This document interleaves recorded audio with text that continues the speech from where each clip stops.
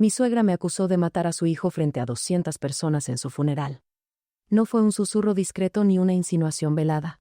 Fue un grito desgarrador en medio de la ceremonia, con el ataúd abierto a 3 metros de distancia y las flores blancas temblando por la fuerza de su voz. Esa mujer lo mató, dijo señalándome con el dedo tembloroso. Lo envenenó para quedarse con su dinero. La sala entera se volvió hacia mí. Escuché murmullos, jadeos, el sonido de sillas arrastrándose. Mis cuñados se pusieron de pie. Mi cuñada mayor, Estela, caminó hacia mí con los ojos llenos de furia.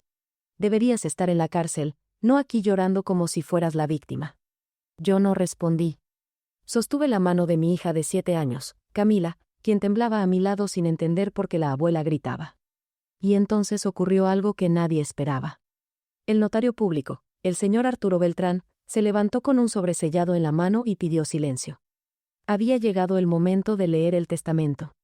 Lo que sucedió después no solo cambió ese funeral, cambió para siempre la forma en que entendí el amor, el sacrificio y el precio de proteger a quienes más quieres. Me llamo Valeria Santos, tengo 31 años y soy viuda desde hace 4 días. Mi esposo, Rodrigo Méndez, murió de un paro cardíaco fulminante mientras dormía. Tenía 33 años, estaba sano, hacía ejercicio, no fumaba, no bebía en exceso. Los médicos dijeron que fue una arritmia severa, algo impredecible, algo contra lo que nadie puede luchar. Pero para doña Beatriz Méndez, mi suegra, eso no era suficiente explicación. Desde el momento en que Rodrigo dejó de respirar, ella me culpó. En el hospital, mientras los doctores intentaban reanimarlo, ella me miró con odio puro. Tú hiciste esto. En la funeraria, cuando llegó el momento de firmar los documentos, me acusó otra vez. Algo le diste. En su casa, rodeada de familiares, lloró desconsolada diciendo que yo había acabado con el amor de su vida. No a su hijo. Al amor de su vida. Esa frase siempre me perturbó, pero en ese momento no tenía fuerzas para analizar nada. Solo quería sobrevivir a cada minuto. Para entender cómo llegamos a ese funeral tan lleno de veneno y mentiras, hay que volver atrás, a mi primer encuentro con la familia Méndez. Conocí a Rodrigo cuando yo tenía 23 años. Trabajaba como asistente administrativa en una clínica dental. Él llegó con dolor de muelas y una sonrisa que iluminaba cualquier habitación. Conversamos mientras esperaba su turno. Me hizo reír. Me hizo sentir vista. 2 semanas después teníamos nuestra primera cita. 3 meses después éramos inseparables. Rodrigo era ingeniero civil, trabajaba en proyectos de infraestructura pública, ganaba bien, tenía ambiciones claras y una familia que según él era muy unida. Esa última parte resultó ser verdad, pero no de la forma que imaginé. La primera vez que conocí a doña Beatriz fue en su casa, una residencia enorme en una colonia exclusiva de Monterrey. Rodrigo me advirtió antes de entrar. Mi mamá es intensa, pero te va a querer mucho. No me quiso. Desde el momento en que crucé la puerta, doña Beatriz me examinó como si fuera una pieza defectuosa. Me preguntó de dónde era mi familia, qué estudiaron mis padres, en qué trabajaban, dónde vivía, cuánto ganaba. Rodrigo intentó detenerla. Mamá, ya basta. Ella sonrió con dulzura fingida.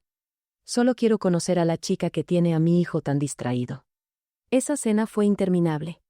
Doña Beatriz habló sin parar de lo maravilloso que era Rodrigo, de todas las mujeres que lo habían pretendido, de lo exitoso que sería si encontraba a alguien que estuviera a su altura. Nunca dijo directamente que yo no lo estaba, pero cada palabra llevaba ese mensaje. Al salir, Rodrigo me abrazó. No le hagas caso, solo necesita acostumbrarse. Yo asentí, pero algo dentro de mí ya sabía que doña Beatriz nunca se acostumbraría a nada que no controlara. Durante los siguientes meses, Rodrigo y yo nos volvimos más cercanos. Él hablaba de futuro, de construir algo juntos, de tener hijos, de una vida tranquila. Yo empecé a creer que era posible. Pero cada vez que mencionaba a su familia, algo en su expresión cambiaba. Se volvía tenso, evasivo. Un día le pregunté directamente: ¿por qué tu mamá me trata como si fuera una amenaza? Rodrigo suspiró. Porque para ella cualquier mujer en mi vida es una amenaza. Perdió a mi papá hace 12 años y desde entonces cree que yo soy su esposo sustituto. No lo dice así, pero lo siente así.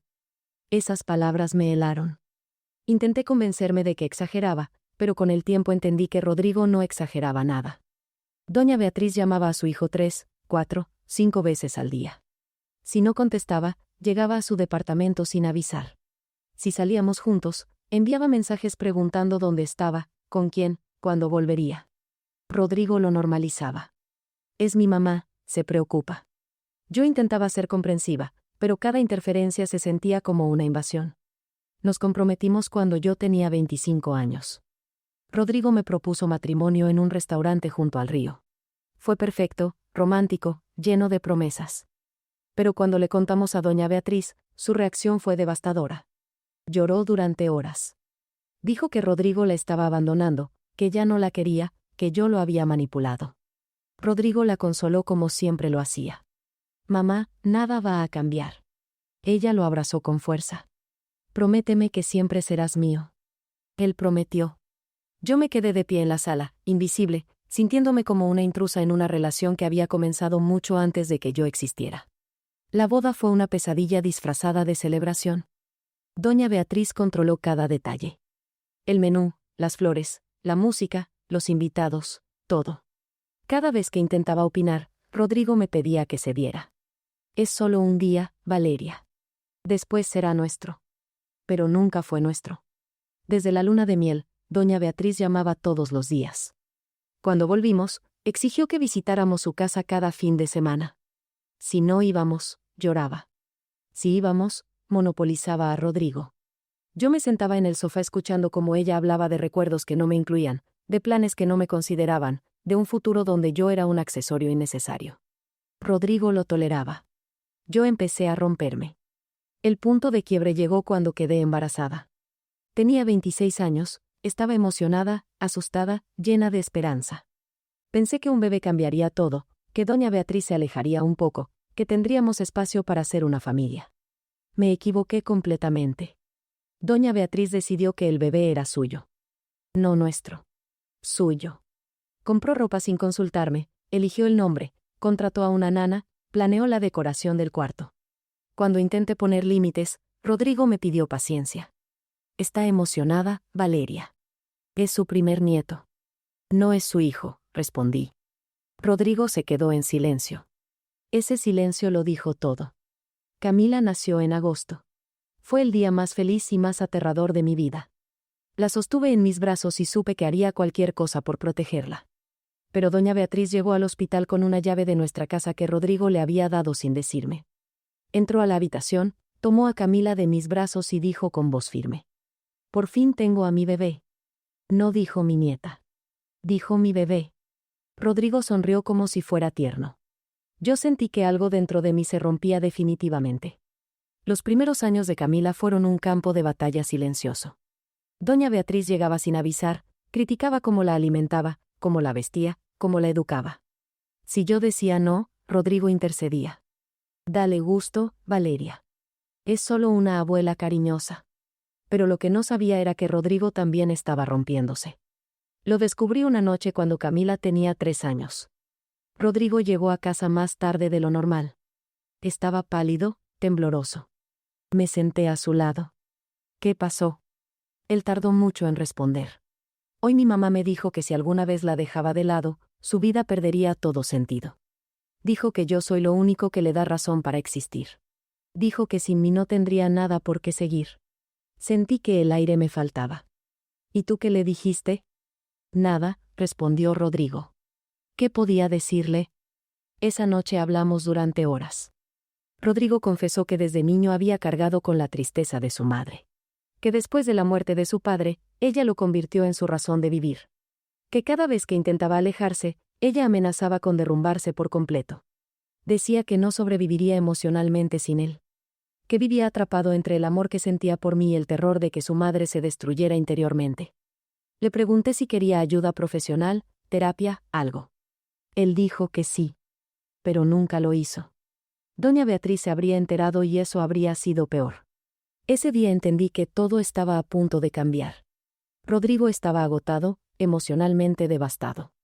Trabajaba largas horas, dormía mal, bebía más de lo que admitía. Yo intentaba sostenerlo, pero era como sostener agua con las manos. Se escapaba. Un año después, Rodrigo tomó una decisión que nadie vio venir. Me pidió que fuéramos a un notario. Quiero hacer un testamento, dijo. Tengo que protegerlas. Firmamos documentos, declaraciones, instrucciones claras. Rodrigo dejó todo a nombre mío y de Camila. Le pregunté qué había puesto sobre su madre. Nada, respondió. Ella tiene su propia casa, su pensión, ahorros. No necesita nada mío. Pero va a enfurecerse, advertí. Lo sé, dijo Rodrigo con tristeza. Pero si algo me pasa, ustedes no pueden quedar bajo su control. Nunca imaginé que ese testamento se leería tan pronto. 3 años después, Rodrigo murió mientras dormía. No hubo advertencias, no hubo despedidas. Solo silencio. Y entonces llegó el funeral, la acusación pública, el momento en que doña Beatriz gritó que yo lo había matado. El notario Arturo Beltrán pidió silencio. La sala aún vibraba con el eco de la acusación. Doña Beatriz sollozaba dramáticamente rodeada de mis cuñados. Yo permanecía sentada con Camila en mi regazo, sintiendo como cada mirada me atravesaba como una daga. Antes de proceder con el testamento, dijo el notario con voz firme, debo aclarar algo muy importante. Doña Beatriz Méndez, usted afirma que su nuera causó la muerte de su hijo para quedarse con su patrimonio. Sí, respondió ella con voz temblorosa. Esa mujer lo envenenó. El notario abrió una carpeta. Tengo aquí el certificado de defunción emitido por el Hospital Universitario de Monterrey. Causa de muerte, arritmia cardíaca fulminante. No hay indicios de intoxicación, no hay sustancias extrañas, no hay nada que sugiera intervención externa. 3 cardiólogos revisaron el caso. ¿Tiene usted pruebas de lo contrario? Doña Beatriz vaciló. Yo sé lo que sé. El notario la miró con severidad. Acusar sin pruebas es difamación grave. Le sugiero que retire esa afirmación ahora o enfrente consecuencias legales. El silencio fue absoluto. Doña Beatriz bajó la mirada. Mi cuñada Estela habló. Aunque no haya sido así, mi hermano tenía propiedades, inversiones, una empresa. Todo eso nos corresponde a nosotros, su familia de sangre. El notario negó con la cabeza. Permítame leer el testamento. Lo que escucharon a continuación dejó a todos paralizados. Yo, Rodrigo Méndez Santos, en pleno uso de mis facultades, declaro lo siguiente. A mi esposa Valeria Santos, le dejo la totalidad de mis bienes, incluyendo la casa en la Colonia del Valle, las cuentas bancarias registradas a mi nombre, las inversiones en fondos de retiro y la participación en Constructora Méndez Asociados. A mi hija Camila Méndez Santos, le dejo un fideicomiso educativo de 500,000 pesos que será administrado por su madre hasta que cumpla 18 años. A mi madre, Beatriz Méndez Ruiz, le dejo mis mejores deseos y gratitud por todo lo que hizo durante mi infancia. Sin embargo, renuncio expresamente a dejarle patrimonio alguno dado que cuenta con recursos propios suficientes y porque considero que mi familia inmediata debe ser mi prioridad. Doña Beatriz se levantó como si la hubieran golpeado. Eso es mentira. Mi hijo jamás me haría esto. El notario continuó. Hay más. Rodrigo dejó una carta para ser leída en caso de que su muerte generara conflictos familiares. Voy a leerla ahora. El notario desplegó una hoja escrita a mano. La letra de Rodrigo era inconfundible. Si están escuchando esta carta, significa que ya no estoy. Significa que mi mamá probablemente esté acusando a Valeria de algo terrible. Significa que mis hermanos están exigiendo cosas que no les corresponden. Y significa que necesito decir la verdad que nunca tuve valor de decir en vida. Mamá, te amo. Siempre te amé. Pero también te temí. Desde que papá murió, me convertiste en tu razón de vivir y eso fue una carga que nunca pude sostener. Cada decisión que tomaba te lastimaba. Cada paso que daba lejos de ti era una traición. Viví toda mi vida adulta sintiéndome culpable por querer mi propia familia, mi propia vida, mi propio espacio. La voz del notario temblaba ligeramente, pero continuó. Valeria no me alejó de ti. Valeria me salvó de ahogarme en tu necesidad. Me dio una razón para levantarme que no fuera tu tristeza. Me dio una hija hermosa que merece crecer sin el peso que yo cargué. Si algo me pasa, no quiero que Camila viva lo que yo viví. No quiero que sienta que debe sacrificar su felicidad para que tú te sientas amada. Por eso dejé todo a Valeria. Porque confío en ella. Porque es la única que siempre puso a nuestra hija primero. Porque merece vivir en paz. Estela, Mauricio, los quiero. Pero ustedes tienen sus propias vidas, sus propias familias. No necesitan lo mío. Trabajen, construyan, sean felices. Y por favor, dejen a Valeria en paz. Ella no es su enemiga. Nunca lo fue. Mamá, espero que algún día entiendas que amarte no significaba pertenecerte. Espero que encuentres paz en algo que no sea controlarme. Espero que perdones a Valeria por el crimen de hacerme feliz. Los amo a todos, pero mis decisiones son finales. Rodrigo. El silencio que siguió fue ensordecedor. Doña Beatriz temblaba, con el rostro descompuesto. Mis cuñados miraban al suelo. El notario cerró la carpeta. El testamento es legalmente vinculante. No hay forma de impugnarlo. La señora Valeria Santos es la única heredera junto con la menor Camila Méndez Santos. Doña Beatriz se levantó con dificultad. Esto no termina aquí. La voz del notario se endureció. Si termina aquí, señora. Y si continúa difamando a la viuda de su hijo, ella tiene derecho a demanda. Doña Beatriz me miró con un odio que nunca olvidaré. Tú lo alejaste de mí. Le quité todo. Yo sostuve a Camila con fuerza y respondí con calma. Rodrigo se alejó porque usted lo asfixiaba. Y lo único que le quité fue la culpa de querer ser feliz. Ella salió del lugar seguida de mis cuñados. No volvimos a hablar. Las semanas siguientes fueron extrañas. Heredé una casa que Rodrigo había comprado sin que doña Beatriz lo supiera. Heredé cuentas de ahorro que él había mantenido en secreto. Heredé una participación en su empresa que valía más de 2 millones de pesos. Pero lo más valioso que heredé fue la verdad. Rodrigo había vivido toda su vida atrapado entre dos amores imposibles de reconciliar. Y al final, eligió proteger el futuro en lugar de complacer el pasado. Doña Beatriz intentó impugnar el testamento 3 veces. Todas fueron rechazadas. Contrató abogados, buscó tecnicismos, inventó deudas inexistentes. Nada funcionó. El último intento fue el más desesperado. Dijo que Rodrigo estaba mentalmente inestable cuando firmó el testamento. El notario presentó evaluaciones psicológicas que Rodrigo había solicitado específicamente para prevenir ese argumento. Estaba completamente sano, completamente lúcido y completamente seguro de sus decisiones. Un año después del funeral, Camila y yo nos mudamos a otra ciudad. Vendí la casa de Monterrey, liquidé las inversiones y empecé de nuevo. Abrí una pequeña librería que siempre había soñado tener. Camila comenzó la escuela en un lugar donde nadie conocía la historia de su abuela, donde podía ser solo una niña. Doña Beatriz envió cartas durante meses. Algunas eran furiosas, otras suplicantes. Todas decían lo mismo. Devuélveme a mi hijo. Pero Rodrigo nunca fue suyo para devolver. Era un hombre que quiso ser libre y nunca lo logró en vida. Lo único que pude hacer fue honrar su última voluntad. Hace 6 meses, Camila me preguntó por su abuela. Le dije la verdad adaptada a su edad. La abuela amaba mucho a tu papá, tanto que olvidó cómo dejarlo ser feliz. Camila asintió con seriedad. ¿Y tú me vas a dejar ser feliz, mami? Siempre, respondí. Porque eso es lo que hace el amor real. Mi suegra me acusó de acabar con la vida de su hijo. El notario leyó el testamento y la verdad salió a la luz. Rodrigo no murió por mi culpa.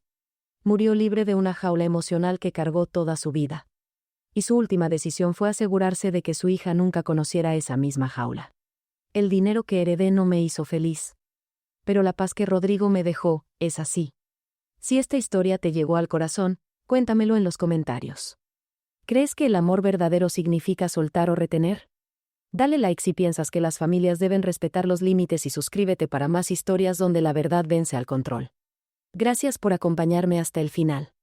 Nos vemos en el próximo relato.